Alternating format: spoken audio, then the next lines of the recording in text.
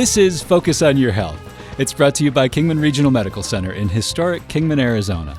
I'm TG LaFredo, and have you followed the news on the world of health and wellness? Well, everybody's talking about peanut allergies and particularly the cost of the EpiPen. So that's what we're talking about. We're dedicating this show to that this week. My guest is my wife, Dr. Lyanna LaFredo. Hi, Dr. LaFredo. Hello. She is a pediatrician at KRMC, and later I'll introduce a buddy of mine, Derek Clemenzi. He'll join us to give a little perspective on this as well. I think a good place to jump off, though, do you remember this stand-up comedy bit I played for you a while ago? Yeah, I do. About the peanut allergy. Yeah. This is from a really funny guy based in Montreal. His name is Derek Seguin, and here are his observations on peanut allergies. I need my kid to go to school just so I can love them again. It's like, yeah, here, take this bag of food and get the hell out of my house. Daddy needs a nap. And don't ever put a peanut in their bag of food either. Holy cow! Apparently, if their friends see a peanut, they explode. I don't know when this happened. When did peanuts start murdering the children? Right, Kevin? Let's tell some of these younger people here. How many kids in your elementary school were allergic to peanuts, Kevin? None! Thank you. Exactly! There were no kids. When I was young in school, when I forgot my lunch, I would get to school and the lunch lady would be a bitch and she'd be like, "Oh, daddy drinking again?"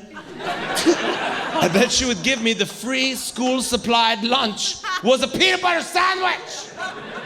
Now it kills children. It's like the biggest rule in the school. It's the most important. Like, remember when we were a kid, Kevin? The big rule was don't throw rocks and don't push your buddy in front of the bus. Those were the big rules, you remember? Now, the peanut rule is the biggest rule by far. See?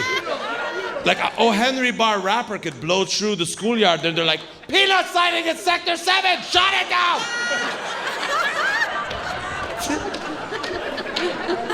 Like we all know we've cracked down on smoking in Canada, right? But I could still smoke a cigarette 10 meters away from the kid's school. I have to leave the neighborhood to eat a Snickers bar. So, Dr. LaFredo, Derek is having some fun with this whole peanut allergy thing, but it's a good place to jump off because for me, I think he is right. I don't remember, I went to public school. I don't remember anybody being allergic to peanuts there. I don't remember anybody having anaphylactic shock or anything like that. Is it my imagination or is this more prevalent today? What's the story with it?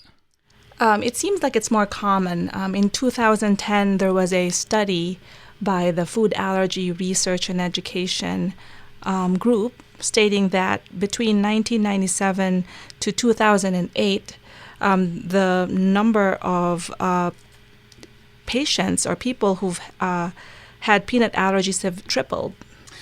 So is it a genetic thing? How could the number, or is it just people are more aware of it? Probably it's a little bit of both. How many Americans does this affect? Do we know? About 3 million people. Yeah, wow. Obviously that's significant. And it's serious, right? I mean, for people who have a really severe peanut allergy, it can be deadly. Yes, it can cause anaphylactic shock. It's rare, but when it does happen, it can be fatal. So when you go into anaphylactic shock, you have impaired breathing, swelling of the throat, sudden drop of your blood pressure. You'll have pale skin or blue lips. You'll have fainting and dizziness.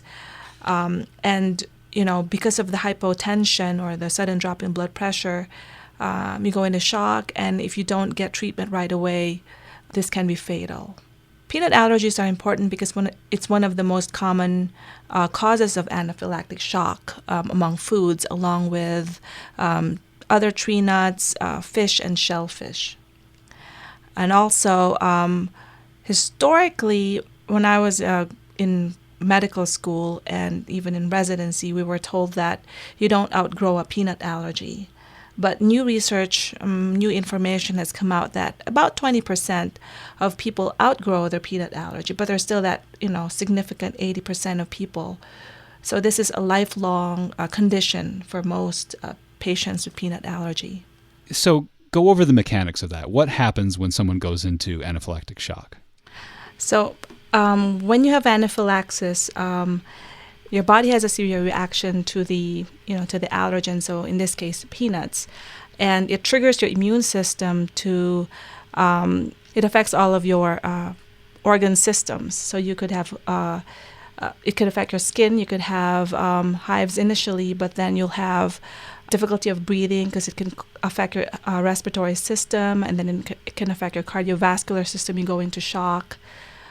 So your heart stops beating, or your lungs. I mean, you lose your ability to breathe. You lose your ability because of you can cause a swelling of your respiratory passages because of the reaction to the allergen. Now, anecdotally, do you treat patients who have peanut allergy? Do you have many of them? Yes, I do. Yeah. And have you had any of them who have had serious episodes? I've had one, but I've not had, when he came to me, he's already controlled, but I've not experienced personally treating a patient with anaphylactic shock. Probably that's more like an ER setting, right? Yeah. Yeah. So the major factor here is not just that peanut allergy exists, but that the cost of the treatment, the EpiPen, has gone up at some ridiculous rate. That this is a good time to invite my friend into the conversation. My buddy is Derek Clemenzi, and he is a musician friend of mine from years ago, and we were chatting the other night, and I think it's safe to say he was throwing a fit about the EpiPen and this whole business, and I said, you know what, Eric, do you want to be on a radio show? Hey, Eric, how are you? Good. How you doing? Doing well, man. You said, yeah, I do want to be on a radio show. So we can talk about I think it's a way for us to talk about not just this allergy, but how it affects a real person. You have a son. You want to take over with this?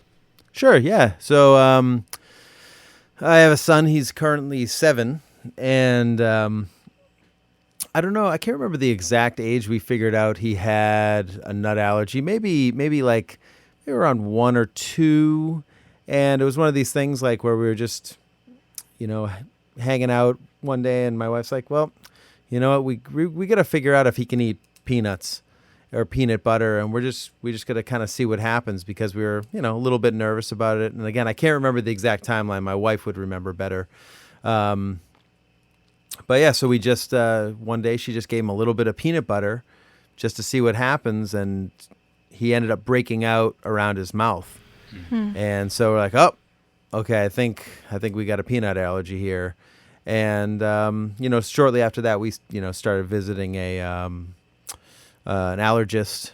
And, he said he thinks that, it's a pretty severe nut allergy. So ever since then, we've been really careful. One thing we did once, we went to a restaurant and they had peanuts in the restaurant. And you could see his face starting to break out. So this was just like an airborne thing.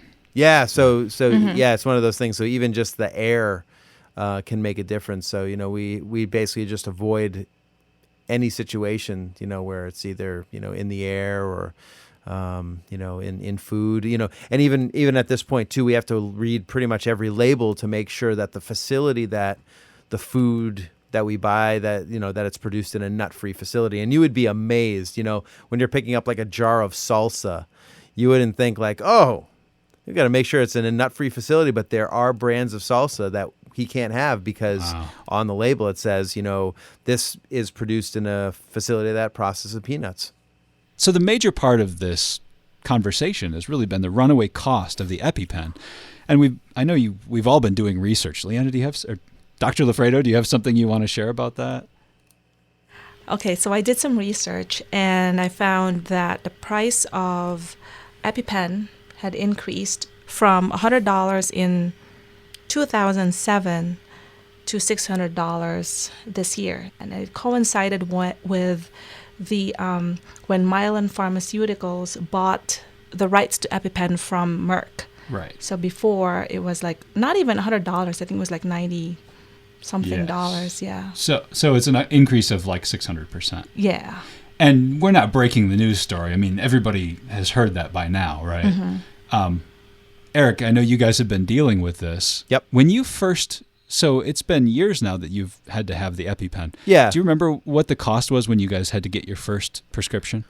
Well, there have been so many changes with healthcare and everything over the past few years. It's tough to really know exact numbers, but I think roughly what we were paying a few years ago was maybe about $300 for what he needed at the time. Was that a 2-pack, right?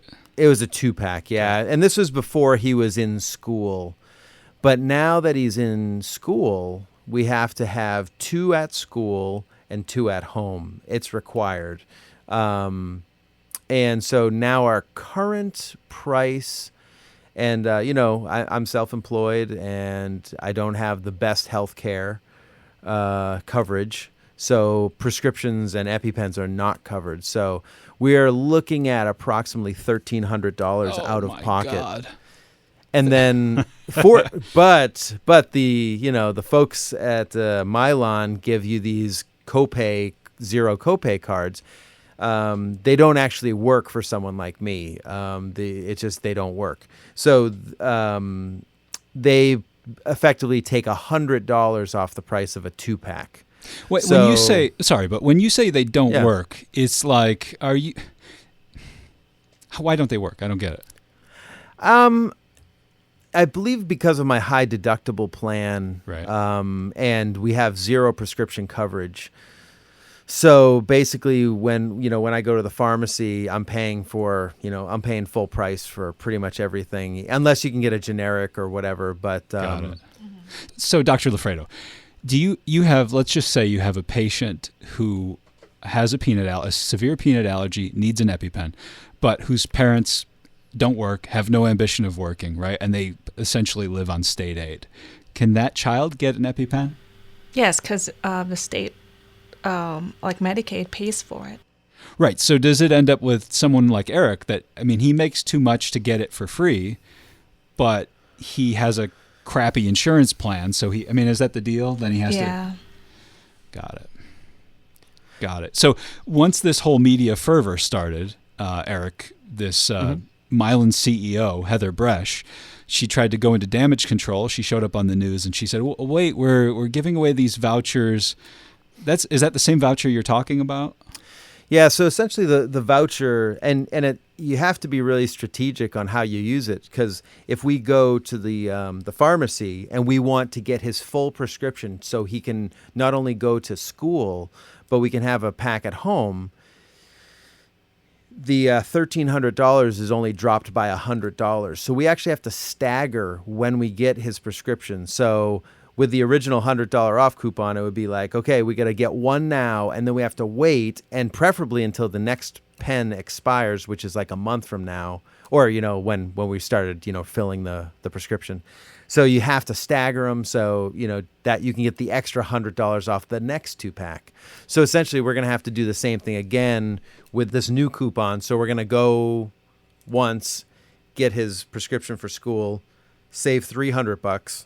And then we're going to have to go back and buy it again and save another $300. So we can essentially, get $600 off the price. It's going to end up costing us probably, I think, in the neighborhood of $650 for his entire prescription.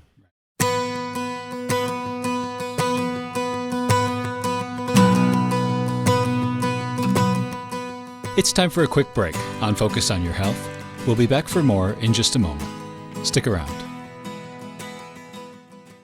Support for the Arizona Community Radio Network is provided by Kingman Regional Medical Center. KRMC invites you to volunteer at the Joan and Diana Hospice Home. Read to patients, help in the kitchen, tend to the garden. You can make a difference in your community, and it might just change your life. For more information, call 928-692-4680.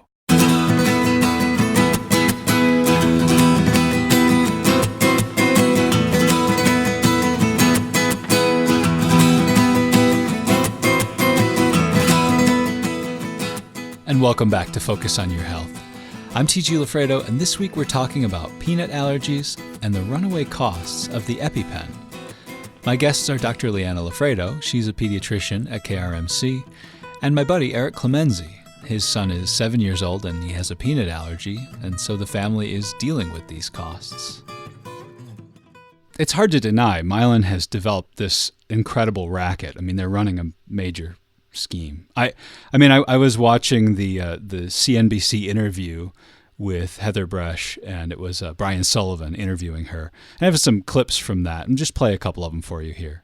The leaders of this country need to quit putting their toe in this topic and really fix the. We have an outdated, inefficient system. The patient shouldn't, but you know what's happening? The patient is paying twice. They're paying full retail price at the counter, and they're paying higher premiums on their insurance. Price goes from $50 10 years ago to $500 or $600 today, and you're making $18 million a year. You understand how that looks. Brian, look, I understand better than anyone that facts are inconvenient to headlines. We fight every day to get affordable medicine out there, and I think we do it as good as anybody. Look, no one's more frustrated than me. So this CEO, Heather Bresch, she's portraying it that this is everybody else's fault except for hers. She says Congress has to do this. She says the pharmaceutical industry has to do this. But, I mean, go ahead. I mean, she's not blameless, yeah? Yeah, no, because she's trying to blame the insurance companies for and the current healthcare, because because of the high deductible plans, you're not covering the medication. But really, why are they? I mean, it's really their fault for increasing the price of this medication when this medication has been, in existence for years. Right. So as I gather, I'm no expert on this, but it was Merck that owned this company, right? And it was just a reasonably affordable prescription. Yeah. And then Mylan bought the rights to it, or they just bought the drug, right? And so, Eric, you were doing some research and you found this wonderful opinionated bit of writing. You want to share that? Yeah, this was nymag.com. Right, and the writer is a guy named Eric Levitz. Yep. Okay, so in total, Bresch raised the price of EpiPens by over 400% to an average wholesale value of $317.82. That helped Mylan triple its stock price from $13.29 in 2007 to $47.59 in 2016. I'm going to skip around here. By itself, that record would make Bresch a great entrepreneur, but what makes her a true hero is what she chose to do with her company's increased profitability. You see, for Bresch, making it easier for poor kids to die from allergy attacks is about something a lot bigger than herself. That's why she chose to take a huge bite out of America's gender pay gap by increasing her own salary from $2,453,456 in 2007 to $18,931,068 in 2016, an increase of 671%. Wow.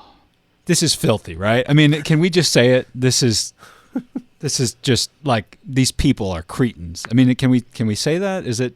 Well, I'm the host. Yes, we can say it. And so we were sharing this information with Dr. LaFredo earlier, and she said, "But wait, there's still more." Right? And you were talking about how you were reading an article about how they built this racket. Yeah, I saw, so this is from Stat News by Ike Swetlitz and Ed Silverman, and they talked about how Mylan may have violated antitrust law in its EpiPen sales to schools. So Mylan had an agreement with schools, because it's a state requirement for several, I think 11 states, that schools should have EpiPen available for students who might suffer from food allergies. And so they had a deal with these schools, giving them a discount. So they'd only pay about, let me see here. So yeah, as of last year, the EpiPen for schools discounted price was $112.10. But then they have an agreement with the schools that in order to qualify for that price, schools had to agree that they would not in the next 12 months purchase any products that are competitive to EpiPen. Right. And this is the concern about possibly violating antitrust laws, yes? Yeah. And then, then of course, in the course of stats reporting, this agreement was removed from the EpiPen for Schools website. Yeah, it disappeared down the memory hole. Right. One of my measuring sticks for what happens in the U.S. in terms of medicine is the Philippines. And I say that because, of course, Dr. LaFredo, you trained there. And it's a different world there. On one hand, people are very poor. Many people are very poor, and there are government hospitals and people line up down the block. We've talked about that several times here on the show. On the other hand, you still don't get turned away. You have to wait, but you don't get turned away. And prescriptions cost nothing. In fact, many times when you're there in the Philippines, you don't need a prescription. You just walk up and get a prescription drug from the pharmacy.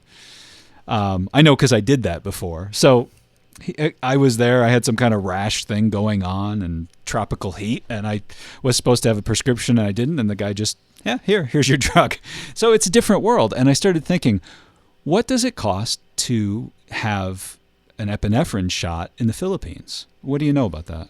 Well, EpiPen is not available in the Philippines, so patients who have food allergy severe would just have to get the regular epinephrine from the vials. And that's not expensive at all. It's probably about the equivalent of 10 cents. So if you're having an anaphylactic shock, you have to draw up, or someone has to draw up a syringe and inject you. Yeah. So it's the old school way, and granted, a 7-year-old would have a hard time with that. But this is something that would cost pennies to do. Yes.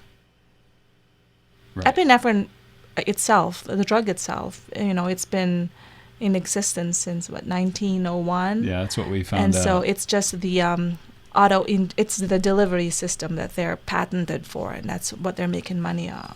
They're making a lot of money on it. Yeah. So it doesn't add up to us, and I should say, you guys may be delighted to know that I put in a media request to Mylan, and I'll just share that with you. I wrote and said, hey, I'm T.G. LaFredo, and I produced this show called Focus on Your Health, and we're preparing an episode on peanut allergies and the skyrocketing cost of epinephrine shots.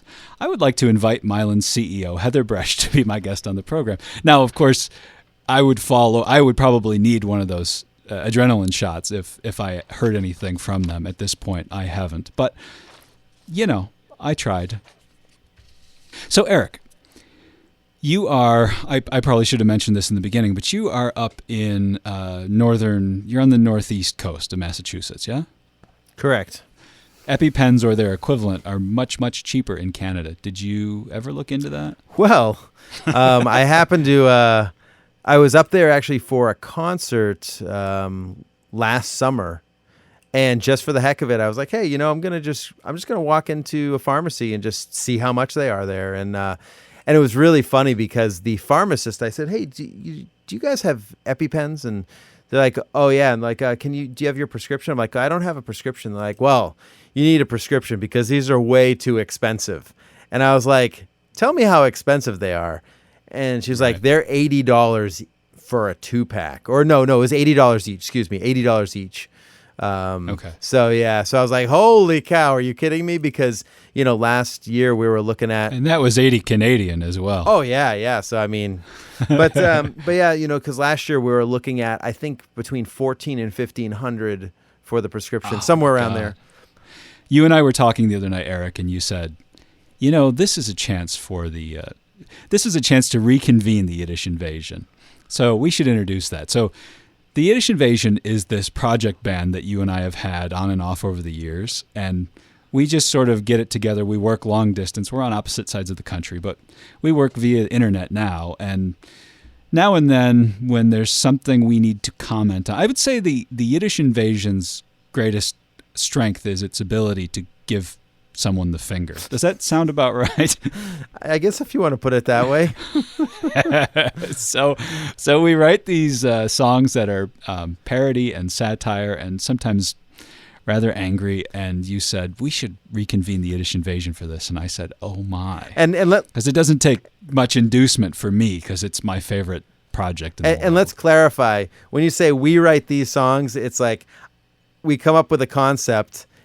You write these insane lyrics, and then I write the music Well, thank you. Yes, I do write. So we put together, yes, you wrote this wonderful music. I wrote the lyrics, and we called on my dear friend, Jaelyn Denise, a wonderful singer from Las Vegas, and we asked her to sing on this. And so we want to debut this song for you here on the show. This is just 2 minutes of your time, and I think it'll be worth it. The song is called One Peanut at a Time, and it's by the Yiddish Invasion. Here it is.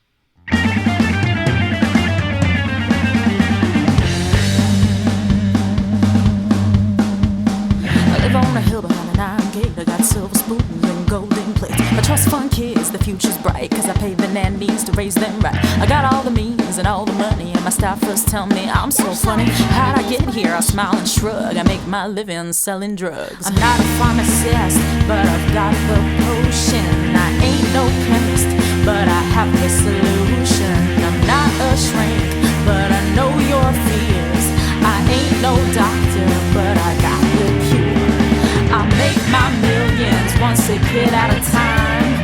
How are you today? I hope you're feeling fine. I made my fortune one peanut at a time. Ask me how I sleep at night. I am sleeping fine. Different shots cost 10 cents. We mark them up 6,000%. It's cutting edge technology from the turn of the 20th century. Influence, power, and this wealth. I fix the prices on your health. I make my millions one sick kid at a time. How are you today? I hope you're feeling fine.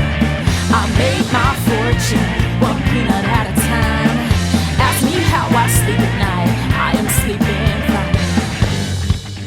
Speaking as a mother, I made $18.9 million while you swept my floors. And speaking as a mother, I made $18.9 million while a 7-year-old girl died in a schoolyard. I made my millions one sick kid at a time. How are you today? I hope you're feeling fine. I made my fortune one peanut at a time. Ask me how I sleep at night. I am sleeping. So there it is, One Peanut at a Time by the Yiddish Invasion. I hope you found it entertaining and somewhat offensive. I would be delighted if you would share this with people because it's important to us. Yeah, so we have this little effort going on. We've placed this song on Bandcamp. So the website is theyiddishinvasion.bandcamp.com. And you can go there, you can download the song, you can donate if you're so inclined. You can decide how much. And everything, 100% of what we collect, we will donate to the KRMC Fund, the KRMC Foundation. I'm not sure exactly where it goes, but I'm telling you, we'll put it in the KRMC Foundation for the purposes of buying epinephrine shots. Does that sound like that'll work? Yeah, that's a cool idea. And we will report on this. Yeah, we will report on this when we get some results. We hope we get some results. And if not, we got to spout off and have a good time while we were at it. Ready, go! Today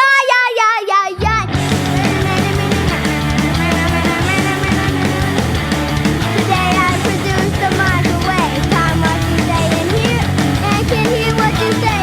Give me that look. Quick thanks to the people you heard from today. The awesome stand-up comic Derek Seguin.